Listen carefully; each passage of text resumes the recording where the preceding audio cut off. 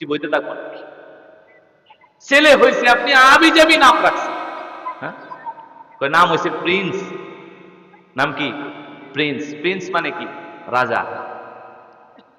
ছেলে হয়েছে, এমন নাম রাখতেন এই নামের কোন অর্থ নাই। নাম সৌরভ, গৌরব, এগুলা কি নাম মুসলমানের?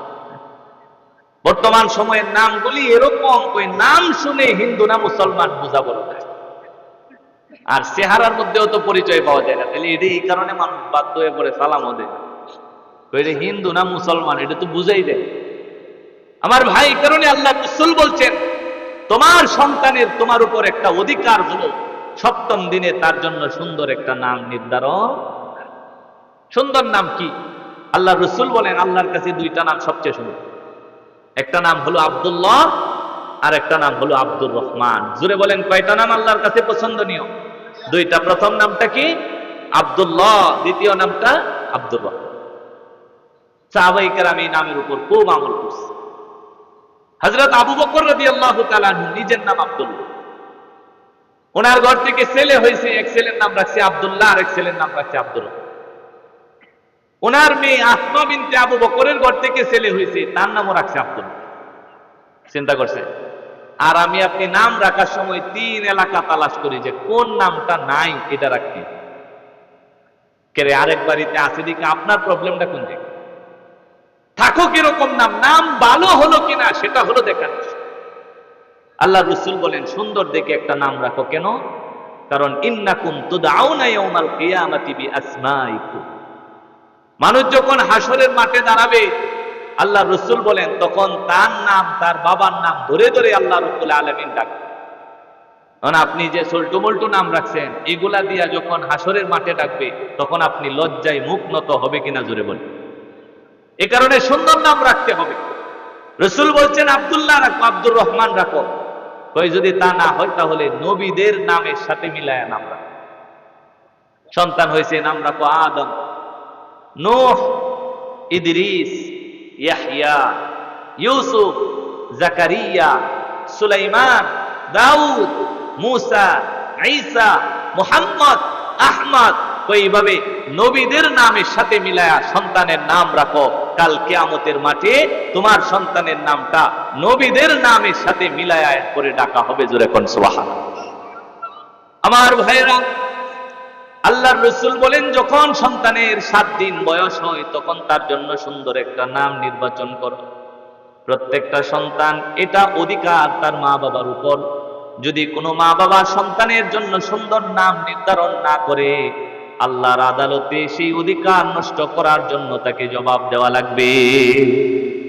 7 দিন হয়ে গেছে, নাম রাখা হয়েছে। আল্লাহর রাসূল বলেন, এবার আরেকটা দায়িত্ব হলো সন্তানের পক্ষ থেকে তার জন্য একটা আকিকা করে দেব। এই বিষয়গুলি আমাদের অনেকের জানা।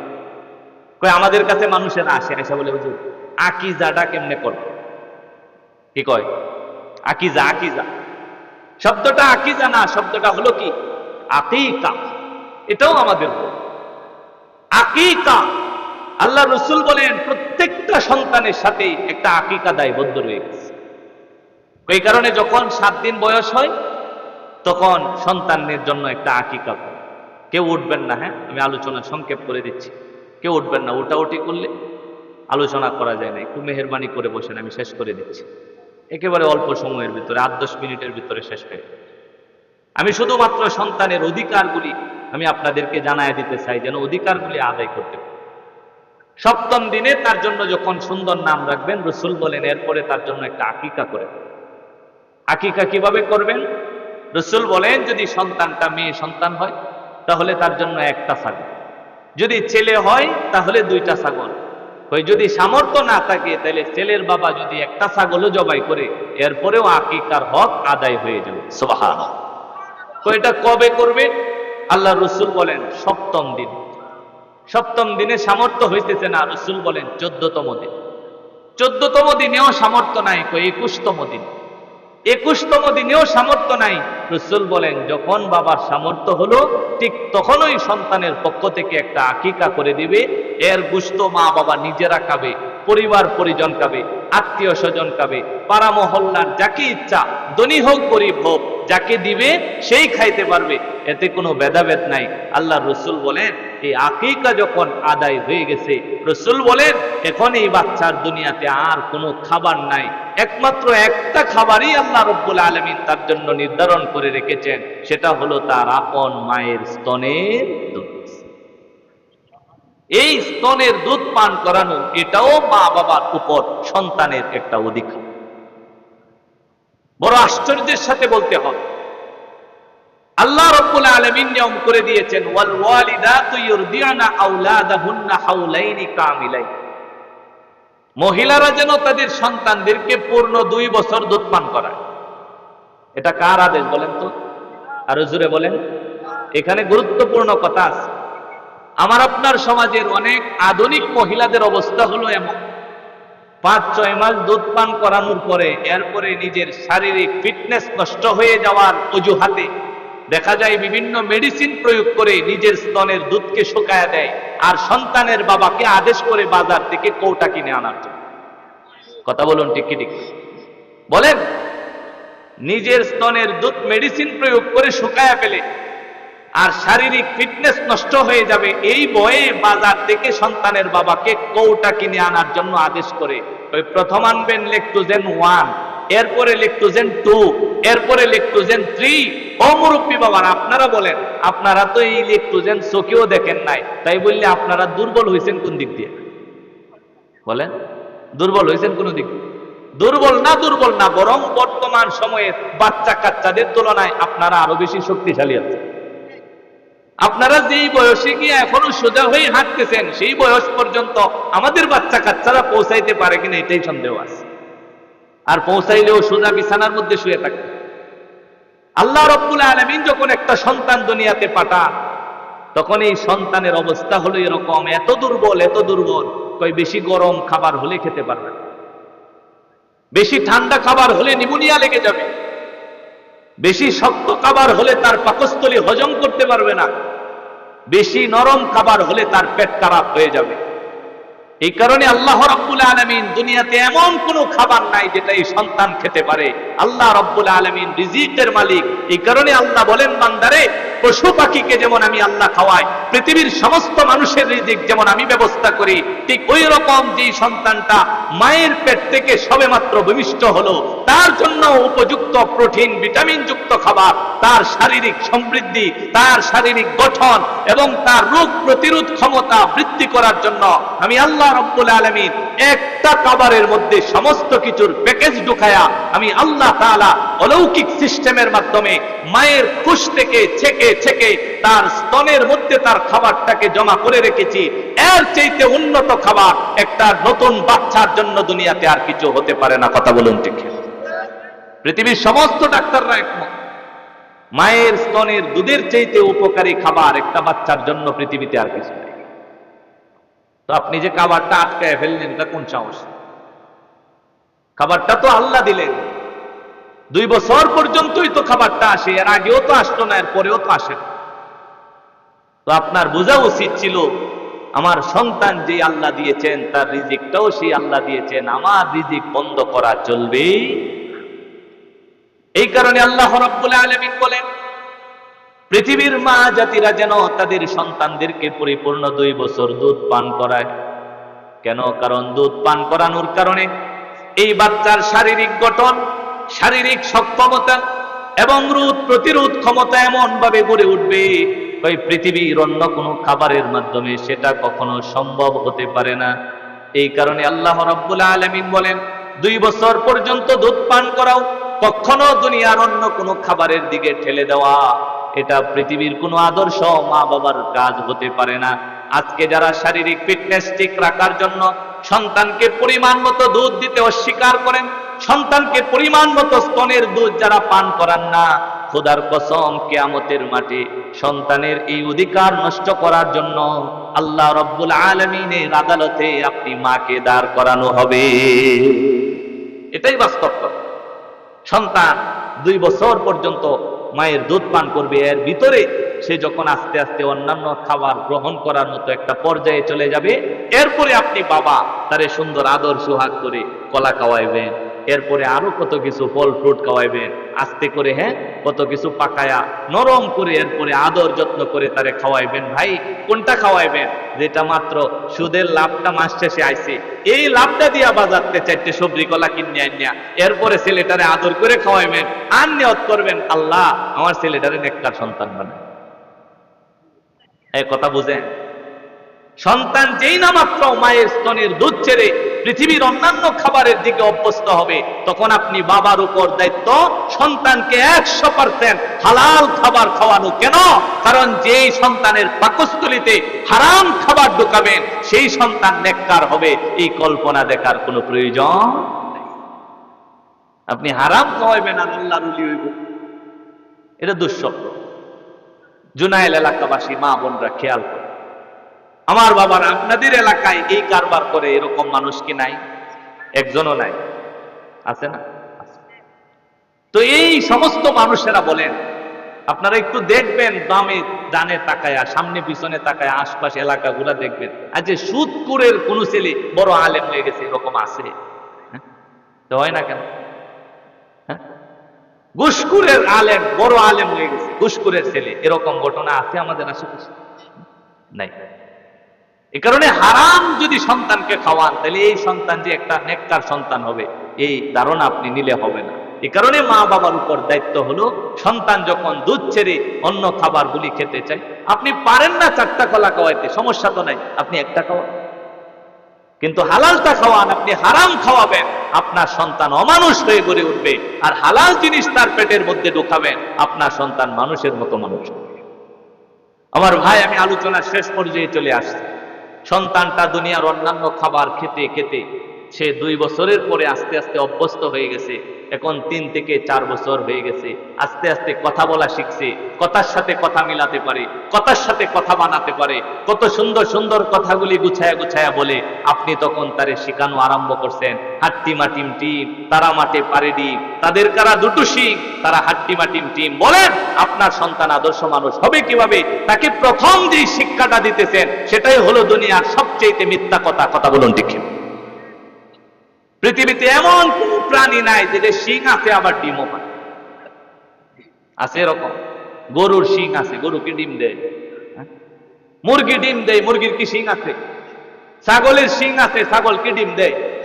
পৃথিবীতে এমন কোন প্রাণী নাই যেটা শিংও আছে ডিমও দেয়। অথচ আপনি আপনার ছোট কচি বাচ্চাটা যার মেদাটা নরম তুলতুলে সেই বাচ্চাটারে শিখাইতেছেন হাট্টি মাটিম টিম, তারা মাঠে পারে ডিম, তাদের কারা দুটো শিং, তারা হাট্টি মাটিম টিম। আপনি তার অধিকার নষ্ট করছেন। আপনি একজন বাবা হিসেবে আপনার উপর দায়িত্ব ছিল তাকে চেনানো, আলিফে আল্লাহ, বাপে বাইতুল্লাহ, তাতে তাওবা। আপনার শিখানো উচিত ছিল শরআতে ওযু, ওযু করে নামাজ পড়ো। শরআতে আল্লাহ, আল্লাহ হলেন সবার। এগুলি আপনি না শিখায় আপনি শিখাইছেন হাট্টি মাটিম টিম। তাহলে সন্তান কি আদর্শ মানুষ হবে না অমানুষ হবে? জোরে বলে। এই কারণে আমার ভাইয়েরা, এক সাহাবা রাসূলের কাছে আসলেন, আসার পর জিজ্ঞাসা করেন, ইয়া রাসূলুল্লাহ, একটা সন্তানকে মা বাবার কিভাবে লালন পালন করা দরকার?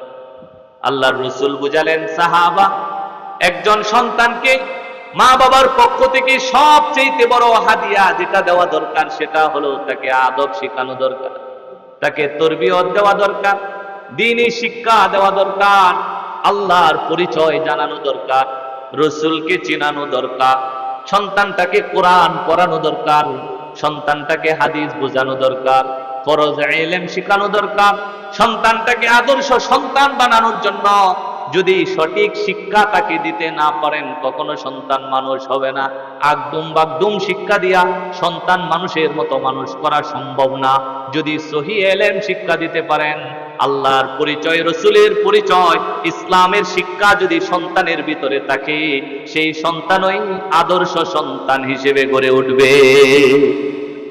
এই কারণে সব বাদ দিয়ে দেন। সন্তানকে মানুষের মতো মানুষ করতে হলে তার ভিতরে ইসলামের সুশিক্ষা প্রবেশ করানোর চিন্তা ভাবনা মাথায় নেন, দেখবেন সন্তান মানুষের মতো মানুষ হবে। আমার কথা কি বুঝতেছে? কোরআন হাদিস সন্তানকে শিখাতে। বড় টাকলা যুবক হয়ে গেছে ছেলেটা, এখনো হারাম হারাম হালাল হারাম বুঝে। অজু বুঝে না, অজুর ফরজ কয়টা, গোসলের ফরজ কয়টা কয় না, কয় যেদিন থেকে সাবালক হয়েছে এদিন থেকে আস্থা নাপাক যে শুরু হয়েছে, কয় মরা পর্যন্ত এটা নাপাক হয়ে যাবে। কয় কেন নাপাক থাকবে? কয় হুজুর গোসলের ফরজ তো জানে না। এই কথা বলুন ঠিক কি ঠিক না? যেই লোকটা গোসলের ফরজ জানে না, সে সাবালক হওয়ার দিন যে নাপাক হয়েছে, সে কি আর কখনো পবিত্র হবে? বুঝে বলে যে গোসলের ফরজ জানে না, গোসল ফরজ হয়েছে তার রাত্রিকালীন সময়ে, হ্যাঁ, স্বপ্ন দোষ হয়ে গেছে, শরীরটা নাপাক হয়ে গেছে, এখন তো শরীর পবিত্র করতে হলে ফরজ গোসল তার উপর, গোসলের ফরজ তো জানতে হবে। সে গোসলের ফরজ জানে না, গেছে অমনি কইরা এই হাউজের মধ্যে পানি ছাড়ছে, ঝর্ণার নিচে দাঁড়াইছে, শরীর ভিজাইছে, চলে আসছে, বাস মনে করছে আমি তো পবিত্র হয়ে গেছি। বলেন সে কি পবিত্র হয়েছে না অপবিত্র রয়ে গেছে? সে যতদিন এই ফরজ গোসল, ফরজ হুকুম পালন করে আদায় না করবে, ততদিন পর্যন্ত পবিত্র হতে পারে। আপনি চিন্তা করছেন আপনার ছেলে ফরজ গোসল জানে না, তাহলে আপনি তারে কি শিক্ষা দিবেন? আপনার ছেলেটা ওযুর ফরজ জানে না, আপনার ছেলে 2 রাকাত নামাজ পড়ার মতো ক্ষমতা নাই, আপনার ছেলে 2টা সূরা পারে না, আপনার ছেলে 2টা মাসলা মাসাইল জানে না, আপনার ছেলে কোনটা হালাল কোনটা হারাম সেটা ফারক করতে পারে না, আপনি বাবা হয়ে খুব বাহ বাহ পিটাইতেছেন, মনে করতেছেন একটা কিছু হয়ে গেছেন। না ভাই, খোদার কসম, আল্লাহর আদালতে আপনাকে ধরা খাওয়া। এ কারণে সন্তানকে আদর্শ দিন শিখান, সন্তানকে হালাল হারাম বুঝান, সন্তানকে কোরআন হাদিস শিখান, সন্তানকে আল্লাহ আল্লাহ রসুলকে চিনান, সন্তানকে ইসলাম বুঝান। সন্তান বুঝো যে আমরা মুসলমান, মুসলমানের শিক্ষাগুলি যখন সন্তানের ভিতরে ঢুকবে, তখন সন্তান মানুষের মতো মানুষ হিসেবে বড় হয়ে উঠবে। আল্লাহ রাব্বুল আলামিন আমাদেরকে তৌফিক দান করুন, সবাই পড়ে না। এই যে এতগুলি হকের কথা বলি, সন্তান দুনিয়াতে আসার আগে আমি রিপিট করছি, তখন তার জন্য একটা ভালো মা নির্বাচন করেন, এটা আপনি করলেন। এরপরে সন্তান যখন মায়ের পেটে আসলো, আপনি তার জন্য দোয়া করলেন, এটাও করলেন। সন্তান দুনিয়াতে ভূমিষ্ঠ হওয়ার পরে আপনার দায়িত্ব ডান কানে আজান, বাম কানে ইকামত, এটাও আপনি দিলেন। 7ম দিনে আপনি একটা সুন্দর নাম রাখলেন, আবার তার পক্ষ থেকে একটা আকিকাও আপনি আদায় করে দিলেন। এরপরে 2 বছর পর্যন্ত দুধ পান করালেন। যখন অন্যান্য খাবার খাওয়ার প্রতি অভ্যস্ত হচ্ছে, আপনি তাকে হালাল 100% খাবারটা তাকে দিতে আরম্ভ করলেন। ছেলেটা আস্তে আস্তে বড় হচ্ছে, এখন আপনার উপর দায়িত্ব তাকে আদব শেখানো, কায়দা শেখানো, বড়দের সাথে কিভাবে কথা বলবে এটা বোঝানো, ছোটদের সাথে কিভাবে কথা বলবে এটা বোঝানো, মুরব্বি দেখলে কি আচরণ করবে এটা বোঝানো, কোরআনের কিছু বিষয় তাকে বোঝানো, হাদিস বোঝানো, কিছু মাসলা মাসাইল বোঝানো, নামাজ পড়ার মতো উপযুক্ত করে তোলা। তো এইভাবে হতে হতে যখন 7 বছর হয়ে গেছে, আল্লাহর রাসূল বলেন মুরু আওলাদাকুম বিসসালাতি, যখন 7 বছর তখন সন্তানকে নামাজের জন্য আদেশ করুন। সুবহানাল্লাহ বলবেন? হ্যাঁ, আমি যদি হাত ওঠানোর জন্য বলি তাহলে অনেকেই লজ্জা পায়। 7 বছর হওয়ার পরে নিজের ছেলেকে মেয়েকে নামাজের জন্য তাগিদ করছেন, এরকম মা বাবার সংখ্যা এলাকাতে খুবই কম। কথা ঠিক না? পরে আপনি আমাদের কাছে এসে নালিশ করেন, হুজুর ছেলেটা কথা শোনে না, একটু বইলেন। হুজুর আজকের বয়ানটা এই বিষয়ে কইলেন, অথচ সমস্ত দোষ আপনার কাছে। আল্লাহ রাসূল বলছে 7 বছর বয়সে তাকে নামাজের জন্য আদেশ করুন। 7 বছর হয়েছে, আপনি যদি আজকে বলতেন যে বাবা আজকে নামাজ পড়ছো, ছেলে বলছে না আব্বা আজকে পড়ছি না, ঠিক আছে আগামীকাল থেকে পড়বা। আগামীকালকে আবার বললেন বাবা আজকে নামাজ পড়ছো, ছেলে বলছে না বাবা আজকে পড়ছি না, ঠিক আছে আগামীকাল থেকে কিন্তু পড়তে হবে। পরের দিন আবার জিজ্ঞেস করলেন বাবা নামাজটা কেন পড়লাম, সে বলছে বাবা আজকে তো পড়তে পারছি না, ঠিক আছে বাবা 3 দিন হয়ে গেছে, 4র্থ দিনে আর ক্ষমা করা হবে না, কালকে থেকে নামাজ কিন্তু শুরু করবা। বলেন এইভাবে যদি কোনো মা আর বাবা সন্তানকে গাইড করতো প্রত্যেকদিন নামাজের জন্য, তাহলে অন্তত এলাকাতে যুবক ভাইয়েরা বেনামাজি হয়ে থাকতো না। কথা বলুন ঠিক কিনা? রাসূল বলেন 7 বছর বয়স থেকে আদেশ করো, নামাজের জন্য হুকুম করো, ছেলে হোক মেয়ে হোক নামাজের কথা বুঝাও। তুমি যখন মসজিদে যাও ছেলেটাকে নিয়ে যাও, মা যখন ঘরের মধ্যে মুসল্লা বিছাও, তোমার মেয়েটাকে সঙ্গে করে নিয়ে নামাজের মুসল্লায় বসো। তুমি তাকে রুকু করা বুঝাও, সিজদা করা বুঝাও, কোরআন তেলাওয়াত করা বুঝাও, নামাজের হুকুম আহকামগুলি বুঝাও। আস্তে আস্তে নামাজটা শিখাও, নামাজের জন্য আদেশ করো। যদি না পড়ে বারবার গাইড করো, বারবার খবর নাও, বারবার কথা বলো। আল্লাহর নবী বলেন এভাবে তোমার হুকুম চলতে থাকবে। 7 বছরে চলবে, 8ম বছরে চলবে, 9ম বছরে চলবে, 3 বছর অতিক্রম করার পরে সন্তানের বয়স যখন 10 বছর হয়ে যাবে, আল্লাহর নবী বলেন এবার যদি কারো সন্তান নামাজ না পড়ে, প্রয়োজনে তাকে শাসন করো, বেত্রাঘাত করো। নামাজ যদি কখনো না পড়ে, নামাজের জন্য শাসন করা বৈধতা আছে। মা বাবার উপর দায়িত্ব হলো নামাজের জন্য শাসন করা। আল্লাহর নবী বলেন মুরু আওলাদাকুম বিসসালাতি ওয়া হুম আবনাউ 7 সিনিন। 7 বছর যখন হলো নামাজের জন্য হুকুম করো। ওয়াদরিবুহুম আলাইহা ওয়া হুম আবনাউ 10 সিনিন। 10 বছর হলো এবার নামাজের জন্য প্রহার করো। মসজিদে যদি ছেলেটা না যায় খবর নাও, কেন গেল না সেই জন্য তুমি তাকে একটু বিচার করো। মেয়েটা কেন নামাজ পড়লো না, 10 বছর হয়ে গেছে, মা ঘরের মধ্যে শাসন করেন, মেয়ে কি জন্য নামাজ পড়লো না, এইভাবে যদি সন্তানকে আদেশ করেন আর বিচার করেন, সেই দিন বেশি দেরি নয়, ছেলেটাও পাক্কা নামাজি হবে, মেয়েটাও মায়ের সাথে নামাজের মুসল্লা কাতারে বিছায়া দিবে। কথা বলুন ঠিক কিনা?